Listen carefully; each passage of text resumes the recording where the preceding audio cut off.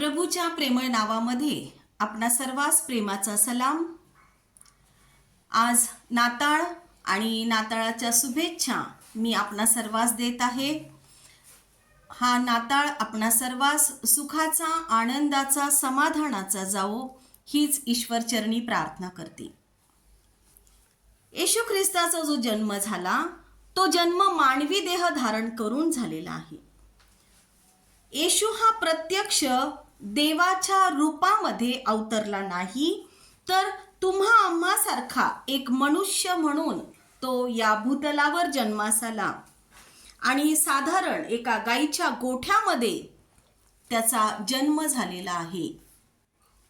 आपण पाहतो की तो राजांचा राजा आणि प्रभूंचा प्रभू आपल्यासाठी तो अतिशय लीन झाला, नम्र झाला आणि त्याने गाईच्या गोठ्यामध्ये आपणा सर्वांसाठी त्याने जन्म घेतलेला आहे। आणि त्याच वेळेस रानामध्ये जे मेंढरांची काळजी घेणारे जे साधे भोळे मेंढपाळ होते, त्या मेंढपाळांना परमेश्वराने आपल्या दूताकरवी त्यांना संदेश सांगितला।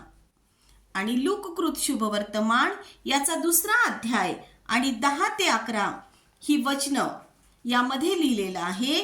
तेव्हा देवदूत त्यांना म्हणाला, भिऊ नका, कारण पहा, जो मोठा आनंद सर्व लोकांस होणार आहे त्याची सुवार्ता मी तुम्हाला सांगतो। आणि ती ही की तुमच्यासाठी आज दाविदाच्या गावात तारणारा जन्मला आहे, तो ख्रिस्त प्रभू आहे। दाविदाच्या गावामध्ये बेथलेहेम येथे मरिया आणि योसेफ त्या ठिकाणी गेले आणि नावनिशी करण्यासाठी ते त्या ठिकाणी गेलेले होते।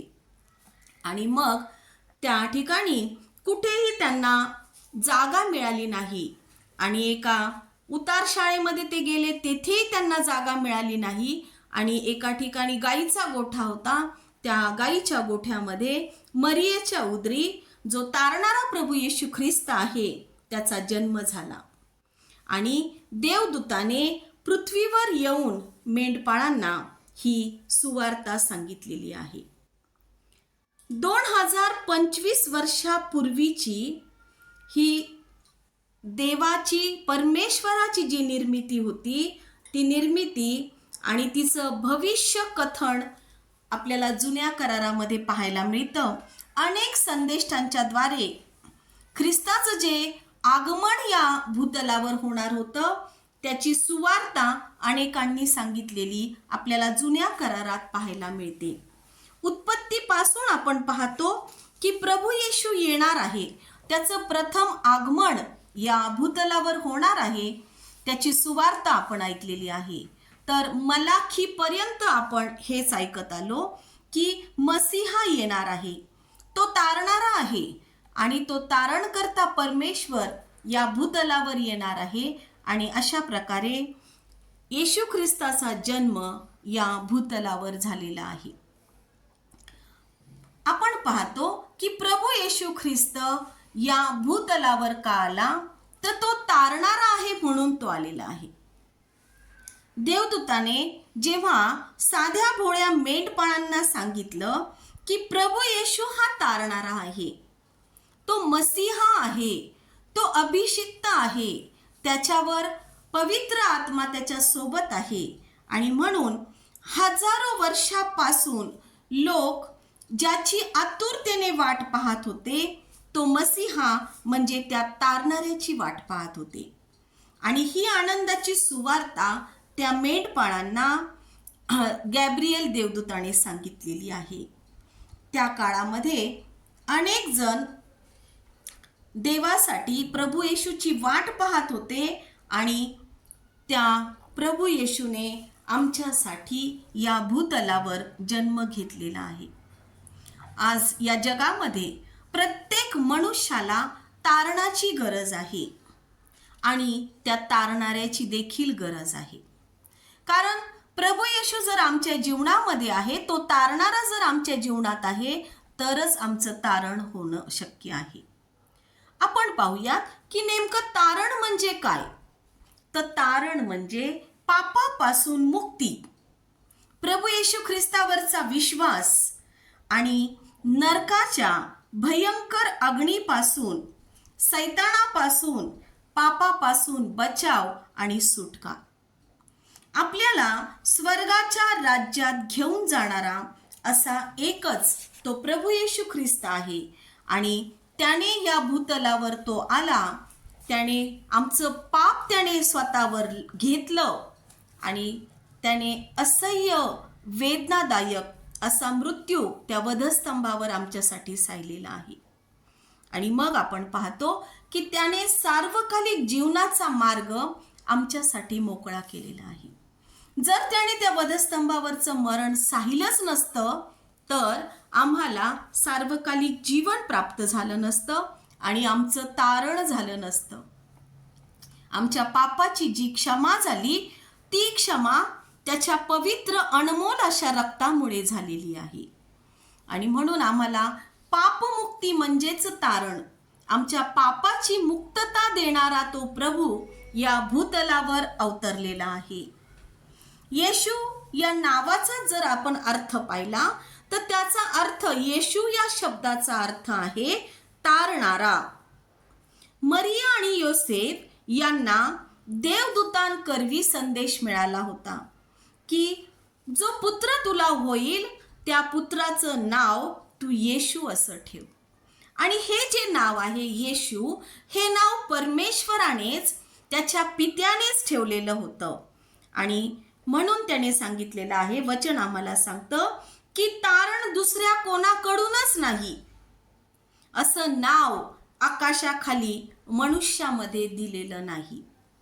जर आपण प्रेषितांची कृत्य याचा 4 अध्याय आणि 12वं वचन जर आपण वाचलं तर त्यामध्ये लिहिलेलं आहे, आणि तारण दुसऱ्या कोणाकडून नाही, कारण जेणेकरून आपले तारण होईल असे दुसरे कोणतेही नाव आकाशाखाली मनुष्यामध्ये दिलेलं नाही. आणि म्हणून येशू हे नाव जे आहे, त्या येशू ह्या नावामध्ये त्याचा अर्थच असा आहे की तारणारा. हा तारणारा ख्रिस्त आमच्यासाठी आज या भूतलावर जन्मलेला आहे प्रियांनो. आणि तारण किंवा मुक्ती ही आम्हाला एकाच नावात मिळते आणि ते नाव म्हणजे येशू आहे. आज आम्हाला जर तारण प्राप्त पाहिजे असेल, आम्हाला जर आमचं तारण साधायचं असेल तर आम्ही काय केलं पाहिजे? तर त्याचं उत्तर आपल्याला रोमकरास पत्र याचा 10वा अध्याय आणि 9व्या वचनामध्ये पाहायला मिळतं की येशू प्रभू आहे असे जर तू आपल्या मुखाने कबूल करशील आणि देवाने त्याला मेलेल्यातून उठवले असा आपल्या अंतःकरणात विश्वास ठेवशील तर तुझे तारण होईल. अतिशय सोपी गोष्ट आहे. आम्हाला प्रभू येशू ख्रिस्तावर विश्वास ठेवायचा आहे, आमच्या मुखाने कबूल करायचं आहे की येशू हा प्रभू आहे. हे आमच्या मुखाने आम्हाला कबूल करायचं आहे, प्रभू येशूवर विश्वास ठेवायचा आहे आणि आमच्या अंतःकरणामध्ये तो विश्वास ठेवायचा आहे. फक्त आम्ही मुखाने बोलून आम्ही त्याच्यापासून, येशूपासून दूर जायचं नाही, तर आमच्या अंतःकरणापासून, मनातून, आतून तो विश्वास आला पाहिजे, तेव्हा आमचं तारण झालेलं आहे प्रियांनो. रोमकरास पत्र याचा 10वा अध्याय आणि 13व्या वचनामध्ये लिहिलेला आहे, जो कोणी प्रभूचे नाव घेऊन त्याचा धावा करील त्याचे तारण होईल. जेव्हा आम्ही संकटात असतो, आम्ही अडचणीत असतो, त्यावेळेस आम्ही प्रभूचं नाव घेऊन जर त्याचा धावा केला तर आमचं तारण होईल. आपण उदाहरण पाहतो की पौल आणि सिलास हे त्या बंदिवासामध्ये होते आणि त्या तुरुंगामध्ये ते होते आणि त्यांना मारलेलं होतं, त्यांचे पाय खोड्यामध्ये अडकवलेले होते. आणि अशा वेळेस त्या बंदी शाळेच्या नायकाने पौल आणि सिलासला प्रश्न विचारलेला आहे.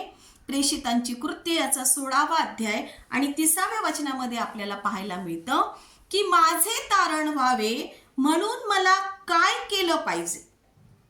आणि त्यावेळेस पौल आणि सिलास म्हणतायत की प्रभू येशूवर विश्वास ठेव म्हणजे तुझे व तुझ्या घराण्याचे तारण होईल. आम्हाला जर आमचं तारण प्राप्त करून घ्यायचं आहे किंवा आम्हाला जर आमचं तारण साधायचं आहे प्रियांनो, तर आम्हाला कोणतंही क्लिष्ट असं काम करायचं नाहीये. तर आम्हाला केवळ येशू ख्रिस्तावर विश्वास ठेवायचा आहे. प्रभू येशूवर विश्वास ठेव, म्हणजे तुझे आणि तुझ्या घराण्याचे तारण होईल. केवळ येशू ख्रिस्ताच्या नावावरच, तर त्याच्या बलिदानावर, त्याच्या पुनरुत्थानावर आम्ही अंतःकरणापासून विश्वास ठेवून आम्ही मुखानं कबूल केलं पाहिजे, तर आमचं तारण देव निश्चित करतो. प्रियांनो, इफिस्करास पत्र याचा 2 अध्याय आणि 8व्या वचनामध्ये लिहिलेलं आहे, कारण कृपेनेच विश्वासाच्या द्वारे तुमचे तारण झालेले आहे, आणि हे तुमच्या हातून झाले असे नाही, तर हे देवाचे दान आहे. आज आपण आपल्या पापांची जर प्रामाणिकपणे कबुली केली, आम्हाला जर क्षमा मागितली आम्ही, तर आमची पातके कितीही लाखेसारखी लाल असू द्यात, कितीही घाणेरडी असू द्यात, आमची पातकं कितीही किळसवाणी असू द्यात, तरी देव आम्हाला आमच्या पापांची क्षमा करतो. आणि म्हणून देवाने आमच्यावर नाही तर पाप्यांवर प्रेम केलेलं आहे. जेव्हा आम्ही पापी होतो तेव्हा त्याने आमच्यावर प्रेम केलं, आणि त्या पापापासून मुक्ती करण्यासाठी प्रभू येशू आज या भूतलावर आलेला आहे. आणि म्हणून आम्ही हा जन्मोत्सवाचा कार्यक्रम, ख्रिस्त जन्मोत्सवाचा कार्यक्रम आम्ही सादर करत आहोत. आम्ही त्याची आठवण करत आहोत की प्रभू येशूला काय गरज होती या भूतलावर येण्यासाठी. प्रियांनो, तो तारणारा म्हणून आला, आणि तुमचं आणि माझं तारण करण्यासाठी तो या भूतलावर त्याने जन्म घेतलेला आहे. देवाने आपल्या पुत्राला जगाचे तारण व्हावे म्हणून पाठवलेलं आहे. आज तुमचं आणि माझं तारण झालेलं आहे, कित्येकांचं तारण झालेलं नाही. आणि म्हणून ही गोष्ट आज आम्हाला इतरांपर्यंत सांगायची आहे की आज दाविदाच्या गावात तुमच्यासाठी आणि माझ्यासाठी तारणारा जन्मला आहे. ज्या देवदूतांनी ही सुवार्ता त्या मेंढपाळांना सांगितली, आज आम्हाला इतरांना ही सुवार्ता सांगायची आहे. आम्ही पापी आहोत, आम्ही खूप चुकलेले असे आहोत, आमची पाप प्रभूला न आवडणारी आहेत, पण प्रभूने पापावर प्रेम केलं नाही, परंतु पापी लोकांना तारण्यासाठी प्रभू येशू या भूतलावर आलेला आहे. हे आपण लक्षात ठेवणं अतिशय गरजेचं आहे प्रियांनो. आणि मार्क याच्या 16व्या अध्यायामध्ये आणि 15व्या वचनामध्ये तो सांगत आहे की संपूर्ण जगात जाऊन संपूर्ण सृष्टीला सुवार्तेची घोषणा करा. आणि ही शिष्यांवर टाकलेली त्याने अतिशय मोठी अशी जबाबदारी आहे. आणि ही जबाबदारी आज केवळ काही व्यक्तींवर अवलंबून आहे अशी नाही, तर ही जबाबदारी परमेश्वराने, येशू ख्रिस्ताने त्याच्या प्रत्येक शिष्यावर सोपवलेली आहे. आणि म्हणून जर आज हा तारणारा आमच्यासाठी जन्मलेला आहे, याची आज आम्ही आठवण ठेवली पाहिजे. दुसरी गोष्ट अशी की यशाया याचा 9वा अध्याय आणि 6वं वचन यामध्ये लिहिलेलं आहे, कारण आमच्यासाठी बाळ जन्मलेला आहे, आम्हाला पुत्र दिला आहे, त्याच्या खांद्यावर सत्ता राहील, त्याला अद्भुत मंत्री, समर्थ देव, सनातन पिता, शांतीचा अधिपती म्हणतील. या वचनामध्ये शांतीचा अधिपती यावर मी आपले लक्ष केंद्रित करू इच्छित आहे. शांतीचा अधिपती म्हणजे शांतीचा देव, शांतीचा राजा. आमच्यासाठी आज शांतीचा राजा जन्मलेला आहे, शांतीचा अधिपती जन्मलेला आहे. त्या शांतीच्या देवाने आमच्यासाठी या भूतलावर जन्म घेतलेला आहे. प्रियांनो, ज्यावेळेस आम्ही सकाळी उठतो आणि नवीन दिवसाला जेव्हा आम्ही सुरुवात करतो, त्यावेळेस आम्ही सकाळी बातम्या वाचतो, आम्ही टीव्हीवर बातम्या पाहतो, आणि मग आमच्या दिवसभरात देखील आमच्या जीवनामध्ये काय काय घटना घडलेल्या असतात, किती दुःखदायक घटना आम्ही पाहत असतो, आम्ही अनुभवत असतो.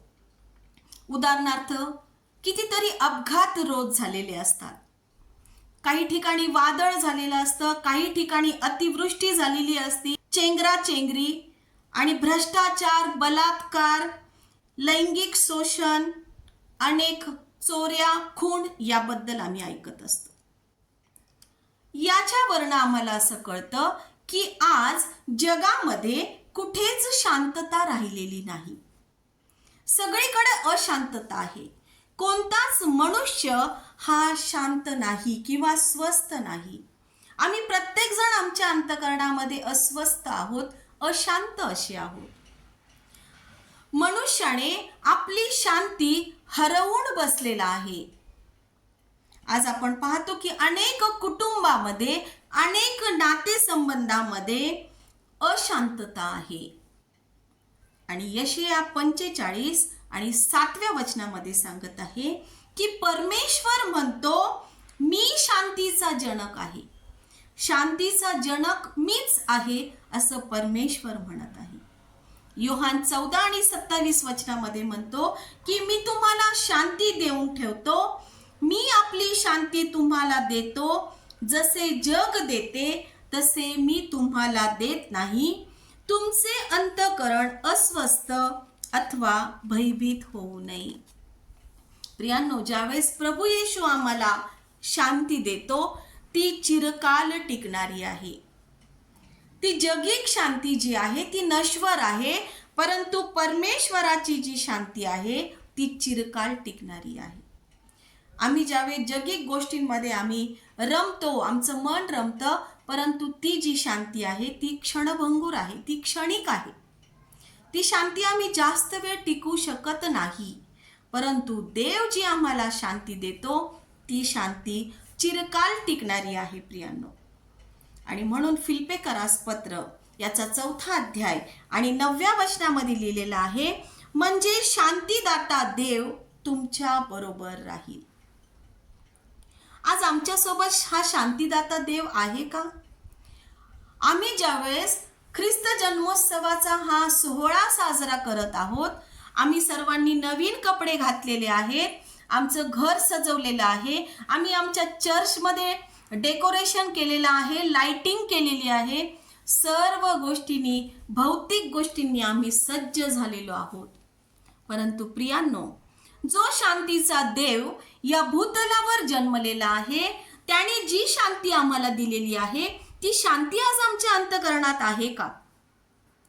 आज दाविदाच्या गावात जर शांतीचा राजा जन्मलेला आहे तर आजच आम्ही आमचं तारण साधून घेतलं पाहिजे आणि आमच्या बुद्धी सामर्थ्याच्या पलीकडे असलेली त्याची शांती आज आमच्या अंतःकरणात आली पाहिजे प्रियांनो. तर खऱ्या अर्थाने आम्ही आजचा हा नाताळ सण साजरा केला असं आम्हाला म्हणता येईल. म्हणून आज आम्हाला आमचं तारण साधून घ्यायचं आहे, कारण कृपेचा काळ हा संपत आलेला आहे आणि ती शांती, प्रभूची शांती आमच्या अंतःकरणात आम्ही घेतली पाहिजे प्रियांनो.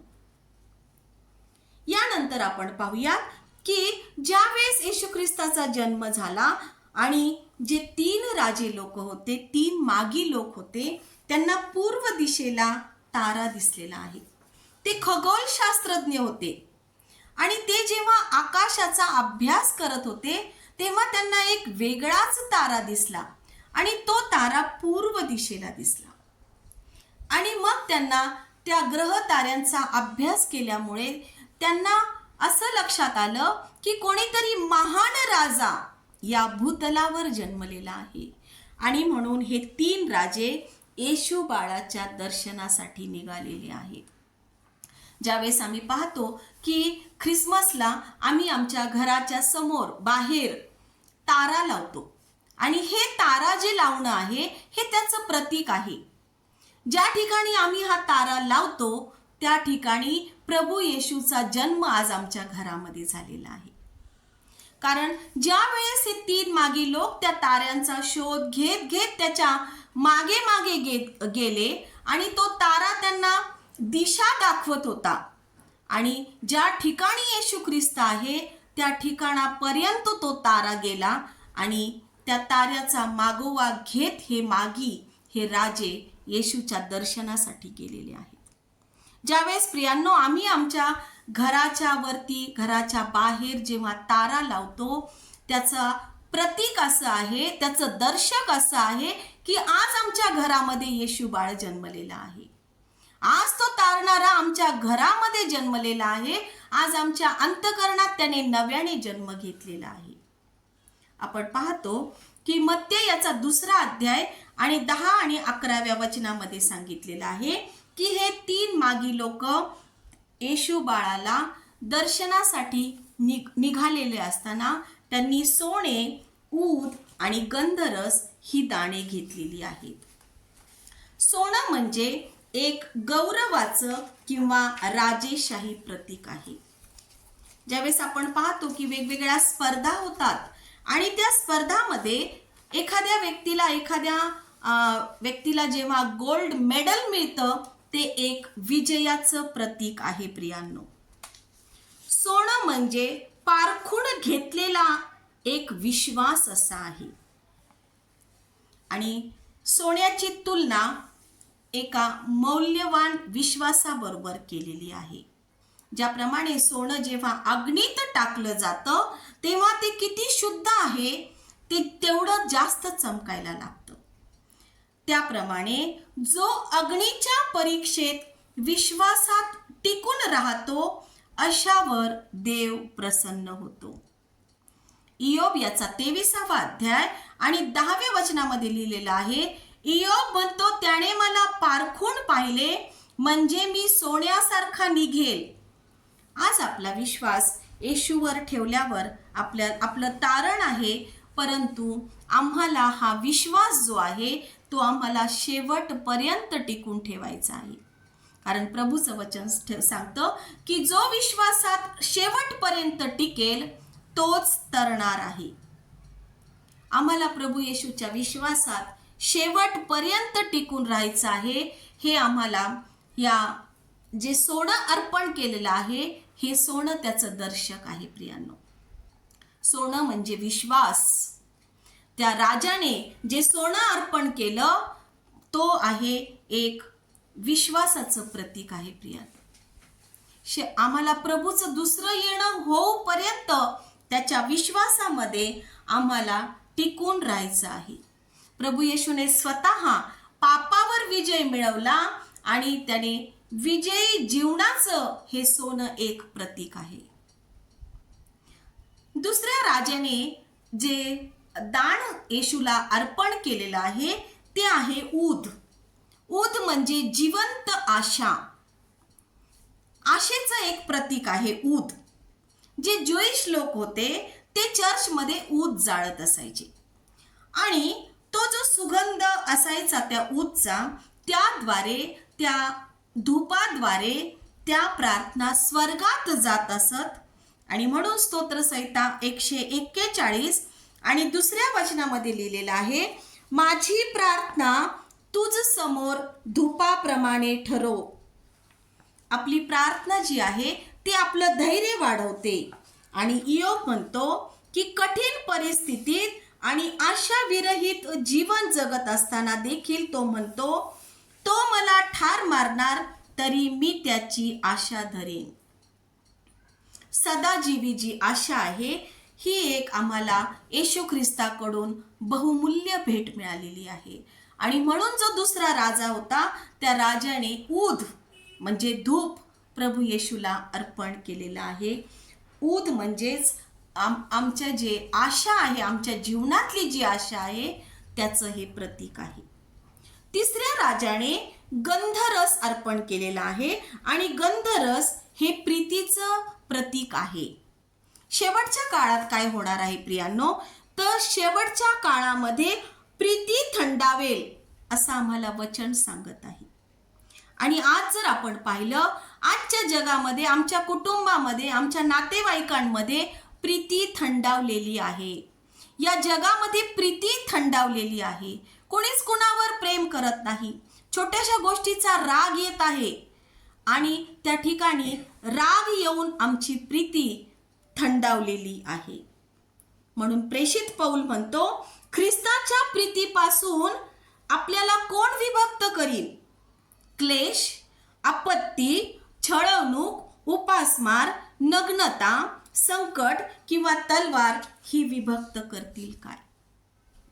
आणि म्हणून पौल म्हणतो की मरण, जीवन, देवदूत, अधिपती, वर्तमान काळच्या गोष्टी आणि भविष्य काळच्या गोष्टी, बले, उंची, खोली किंवा दुसरी कोणतीही सृष्ट वस्तू येशूच्या आपला प्रभू याच्यामध्ये देवाची आपल्यावरील जी प्रीती आहे तिच्यापासून आपल्याला विभक्त करायला कोणीच समर्थ होणार नाही. आणि ही जी प्रीती आहे, जी प्रभूची प्रीती आहे, त्या प्रीतीपासून आम्हाला कोण विभक्त करू शकेल? क्लेश, छळ, संकट, उपासमार, संकट, तलवार, नग्नता ही आम्हाला विभक्त करील काय? नाही. आम्हाला कोणीच प्रभूच्या प्रीतीपासून विभक्त करू शकत नाही. प्रियांनो, जे गंधरस आहे हे एक शुद्धीकरणाचं प्रतीक आहे. जेव्हा आम्ही प्रभूच्या पुढे जातो तेव्हा आमचं अंतःकरण शुद्ध झालं पाहिजे. आणि हे गंधरस एक प्रीतीचं जे दर्शक समजलं जातं ते ह्या राजाने या प्रभू येशूला भेट वस्तू म्हणून दिलेली आहे. हे जे 3 मागी होते त्यांनी सोने, ऊद आणि गंधरस म्हणजेच त्याचं जे प्रतीक आहे विश्वास, आशा आणि प्रीती या थैल्या प्रभू पुढे सोडलेल्या आहेत. थैली सोडणे म्हणजे काय? थैली उघडणे म्हणजे काय? तर आम्हाला आमचं अंतःकरण प्रभूच्या पुढे उघडायचं आहे. हे 3 राजे ज्यावेळेस प्रभूच्या दर्शनासाठी गेले तेव्हा त्यांना सोनं, ऊद आणि गंधरस हे अर्पण केलेलं आहे प्रियांनो. आणि त्या थैल्या उघडल्या म्हणजे आपली अंतःकरणे, आपली मनं उघडलेली आहेत. आज आम्हाला आमची अंतःकरणं उघडण्याची गरज आहे. आज आम्ही आमच्या प्रभूला भेटण्यासाठी जर आलेलो आहोत तर आम्ही त्याला काय देणार आहोत प्रियांनो? आज आम्ही अंतःकरणामध्ये विचार करूयात. आज हा तारणारा, हा शांतीचा राजा आमच्यासाठी त्याने या भूतलावर जर जन्म घेतलेला आहे तर आज आम्ही त्याला काय अर्पण करणार आहोत? आज आम्हाला त्याच्या प्रीतीमध्ये वाढायचं आहे, आम्हाला त्याच्या विश्वासामध्ये स्थिर राहायचं आहे आणि त्याच्या आशेमध्ये आम्हाला जीवन कंठित करायचं आहे. त्याचं दुसरं आगमन फार जवळ आलेलं आहे प्रियांनो. खूप लवकर प्रभू येशू येणार आहे आणि त्याच्या येण्यासाठी आम्हाला तयारी करायची आहे. आणि त्याच्या आगमनाची आम्ही तयारी करत असताना आम्हाला शेवटपर्यंत त्याच्या विश्वासात टिकून राहायचं आहे. आम्हाला त्याच्या प्रीतीपासून आम्हाला विभक्त व्हायचं नाहीये प्रियांनो. त्याची प्रीती सदोदित आमच्या सोबत असली पाहिजे. एक छोटीशी दंतकथा सांगून मी आता थांबणार आहे. ज्यावेळेस हे 3 मागी प्रभू येशूला भेटण्यासाठी निघालेले होते आणि ते वाळवंटातून मजल दर मजल करत चाललेले होते. आणि एक छोटंसं पुस्तक माझ्या वाचनामध्ये आलेलं होतं आणि त्यामध्ये प्रभू येशू विषयीच्या दंतकथा लिहिलेल्या होत्या. आणि त्यातली एक छोटीशी दंतकथा मी आपणास सांगू इच्छित आहे. हे 3 मागी जेव्हा मजल दर मजल करत वाळवंटातून चाललेले होते आणि रात्र झाली तेव्हा यांना प्रश्न पडला की कुठे राहावे. आणि जेव्हा त्यांनी त्या वाळवंटातून ते चालत असताना त्यांना एका छोट्याशा झोपडीमध्ये एक दिवा चमकताना दिसला. आणि त्या दिव्याच्या प्रकाशाने हे 3ही राजे लोक त्या घराच्या समोर गेले. तिथे एक छोटंसं घर होतं. एक विधवा स्त्री त्या ठिकाणी राहत होती आणि तिचा एक मुलगा होता. त्या मुलाचं नाव होतं ॲमॉस. आणि हा जन्मताच पांगळा होता आणि हा मुलगा तो कुबड्यांच्या साह्याने चालत असे. आणि या 3ही राजांनी त्या स्त्रीला विनंती केली की आजची रात्र आम्हाला या ठिकाणी राहू द्या, कारण आमचा जो तारणारा प्रभू येशू जन्मलेला आहे त्याच्या भेटीसाठी आम्ही निघालेलो आहोत. आणि जो हा पूर्व दिशेला जो तारा आम्हाला तो दिशा दाखवत आहे त्या दिशेने आम्ही चाललेलो आहोत. परंतु आता खूप रात्र झाल्यामुळे आम्हाला एक रात्र तुमच्या घरी राहण्यासाठी आज आम्हाला जागा मिळेल काय? म्हणून ते त्या ठिकाणी गेले आणि त्या विधवा स्त्रीने त्यांना एक रात्रीसाठी आश्रय दिला. ज्यावेळेस हा छोटा मुलगा ॲमॉस ऐकत होता की कोणीतरी प्रभू येशू जन्मलेला आहे, तो जगाचा तारणारा आहे, तो शांतीचा राजा आहे आणि त्याला भेटण्यासाठी हे मागी चाललेले आहेत. तेव्हा हा ॲमॉस देखील सकाळी उठल्यानंतर गुपचूप या राजांच्या मागे मागे चालत गेला. आणि ज्या वेळेस या 3 राजांनी सोबत आणलेली जी द्रव्य होती, सोने, ऊद आणि गंधरस, ही त्या प्रभूच्या चरणाजवळ अर्पण केली. आणि ज्या वेळेस ॲमॉसला प्रश्न पडला की मी तर या बाळाला देण्यासाठी काहीच आणलेले नाही, मी येशू ख्रिस्ताला पाहण्यासाठी आलो, भेटण्यासाठी आलो, पण मी त्याला काहीच दिलेलं नाही. आणि मग त्याच्या जवळ प्रश्न पडला की मी आता या प्रभूला काय देऊ, मी प्रभूसाठी काय भेटवस्तू देऊ. आणि त्याच्या लक्षात आलं की आता माझ्याजवळ या 2 कुबड्यांशिवाय काहीच नाही. आणि त्याने खूप विश्वासाने या 2 कुबड्या त्या प्रभू येशूच्या बाळाच्या जवळ त्याने त्या अर्पण केल्या. आणि तो त्या ठिकाणी म्हणाला की प्रभू, माझ्याजवळ काहीच नाही, ज्या ह्या 2 कुबड्या आहेत, या कुबड्या मी तुला अर्पण करत आहे. आणि त्यात क्षणी चमत्कार घडला. त्याच्या पायामध्ये जे बळ नव्हतं, जी ताकद नव्हती, ती ताकद त्या ॲमॉसच्या पायामध्ये आली आणि तो त्याच्या पायावर उड्या मारू लागला प्रियांनो. आणि तत्क्षणी प्रभूने त्याला त्याच्यासाठी जो चमत्कार केलेला आहे, तो ॲमॉस पुन्हा चालत आणि उड्या मारत पुन्हा आपल्या घरी गेलेला आहे. आज प्रियांनो, प्रभू आम्हाला काय मागत आहे? आमचं जीवन त्याला पाहिजे प्रियांनो, आमचा विश्वास त्याला पाहिजे. ज्यावेळेस आम्ही आमचं सर्वस्व प्रभूला देतो, तो आमच्यावर आशीर्वादांची ओतणी करतो प्रियांनो. आणि अद्भुतरित्या त्याला जे काही अपंगत्व होतं ते त्या ठिकाणी निघून गेलेलं आहे. ही दंतकथा ज्यावेळेस आपण ऐकतो किंवा वाचतो प्रियांनो, तोच चमत्कार करणारा देव आज तुमच्या आणि माझ्यासोबत आहे. प्रभू येशू ज्या या भूतलावर आला त्यावेळेस त्याने अनेक चमत्कार केलेले आहेत. जेव्हा आम्ही त्याच्यावर विश्वास ठेवतो तेव्हा तो आमच्या जीवनात चमत्कार करतो. हा शांतीचा राजा, हा चमत्कार करणारा देव, हा तारणारा देव, तुमच्यावर आणि माझ्यावर प्रीती करणारा देव आज दाविदाच्या गावात जन्मलेला आहे. तो ख्रिस्त प्रभू आहे. आपणही त्याच्या दर्शनाला जाऊयात प्रियांनो. आमचं अंतःकरण शुद्ध करूयात आणि त्याचं दर्शन घेण्यासाठी आज आम्ही सुद्धा अतिशय लीन आणि नम्र मनाने जाऊयात.